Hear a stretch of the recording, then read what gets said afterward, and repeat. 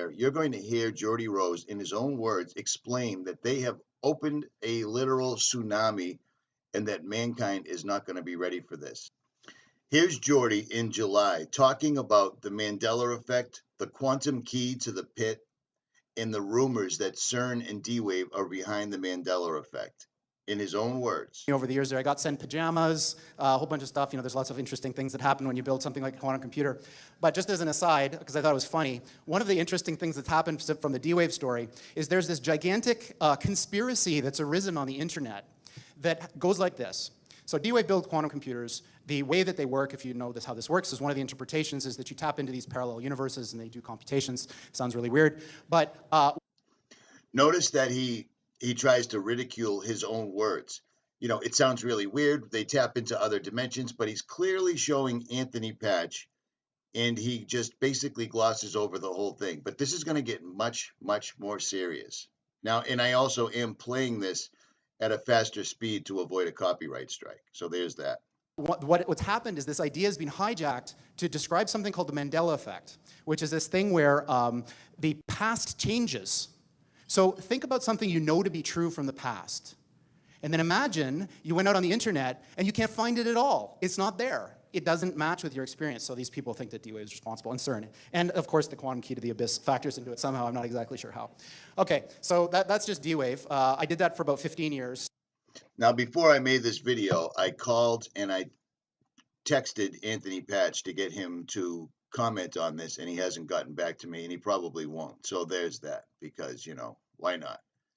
At any rate, this gets much worse. In this video, he's saying that he's basically done with D-Wave, and he's working with Kindred, and they're going to make AI robots that can do every single solitary thing a human can do, but better.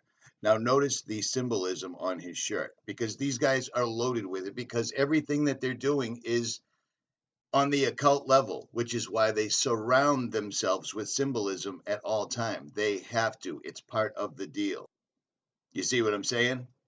It's all coincidental, but these guys are constantly and always wearing the symbolism. But I digress. What you've heard about AI is not what we mean by AI. What we mean by AI is a software system that can do literally anything that a human can do. Literally anything. And obviously, computers are better at things than people in lots of different ways. So now imagine, not only can they do everything that a human can do, but they can do everything that the best human at any task could do better than them. So imagine there was the mental Olympics of the 100-meter dash, and Usain Bolt is the fastest person. Now imagine that's some kind of a mental thing, like writing a novel or writing whatever. Imagine now that the thing is so much faster than Usain Bolt, like, for example, it's a spaceship. Yeah. It's still doing the same thing, but it's doing it so much better because we're limited, because we're people. So what Kindred is trying to do is solve this problem. How do you build machines that are better than people at everything? Now, there's a mental block that we have here when we think about this. Because when you think about that, one of your questions might be, for example, what are the applications of this? So imagine this.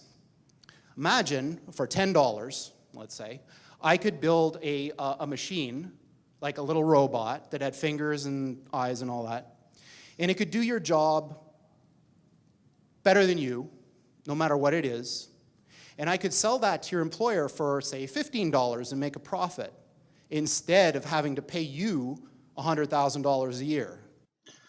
So right off the bat, this goes back to the video that TruthStream Media put out a year and a half or so ago called Obsolete, where they are literally going to replace humanity in no one will have any jobs whatsoever if these guys get their wish, because they're bringing through demonic entities. Now, does that sound like a conspiracy theory? Of course it does. But do you know where that comes from?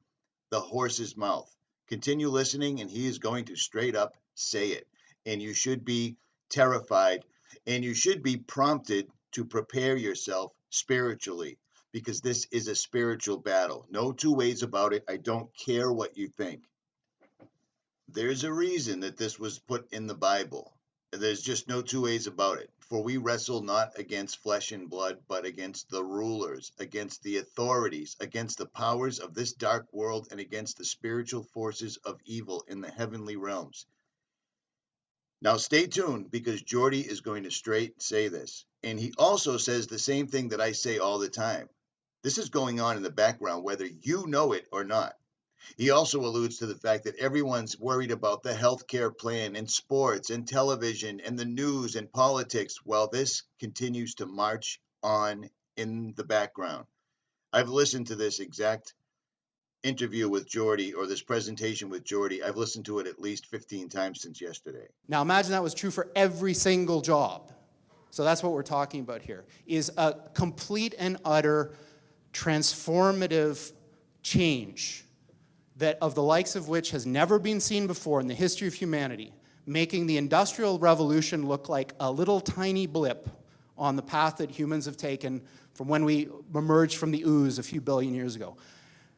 We are right on the verge of that transition now. So this guy, Rich Sutton, is one of the most famous people in the academic world of AI. Now listen. This guy is the guy behind the D-Wave quantum computer, the only quantum computer in the world that is accessing other dimensions, according to what they are telling us. He is telling us that we are on the verge right now. So pay attention, because what he is going to say should shape your entire future. And like many, when asked, when will this happen, he says things like this. 25% chance within 13 years of this thing that I'm talking about. You know, when you think about what you read on the news, you know, CNN, BuzzFeed, whatever, they're all kind of the same nowadays. Think about how unimportant that thing is that you're reading if this is true. Yeah? So what does this have to do with aliens? So Sam Harris, who I quite admire, is a very interesting guy, was reciting this parable at a TED Talk that he was giving, and it goes something like this. So say I'm the President of the United States. So I receive this message from the heavens. So my microwave dish, my SETI dish, finally captures something. And what it says is, in 50 years, or 13 years, we're coming to your planet. You got to be ready. Now just imagine what would happen if that happened. A super intelligent alien race beamed down a message to all of us Earthlings saying, we're coming July 13th, 2030, and boy, you better be ready because the mothership is landing right on the front lawn of the White House or wherever you wanted to land on that day. The amount of resources that would be marshaled to try to figure out what to do would encompass the whole world. AI is just like that. So when this thing that I'm talking about happens, it's going to be exactly the thing that you're thinking about those super intelligent AIs. So the one thing I can tell you is they're not going to be like us. So alien means, you know, different. These things that we're building are not going to be people. They might be really smart, they might be really good at all sorts of different things, but they're not going to be like us. They're going to be aliens. And they're going to be, I'm sorry to say, way smarter than every single person in this room. Now pay attention, because he's literally disclosing right this moment that we can't even comprehend. So this, of course, triggers a lot of alarm. One of the guys who talks about this is Elon, who says things like this, like, when you do this, beware.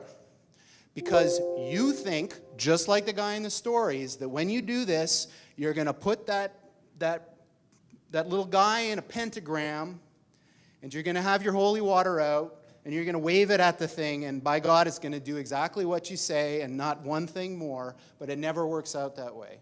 So this is an attitude that some are having, this emerging alarmism about the way this is going to go.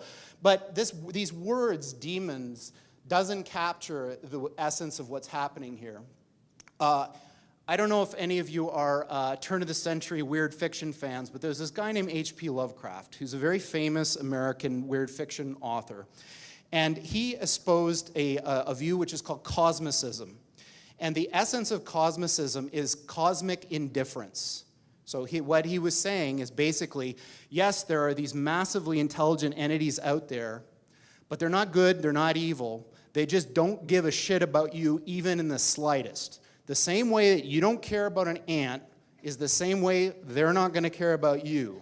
And these things that we're summoning into the world now are not demons, they're not evil. Same way that you don't care about an ant is the same way they're not going to care about you. And these things that we're summoning into the world now are not demons, they're not evil, but they're more like the Lovecraftian great old ones. There are entities that are not necessarily going to be aligned with what we want.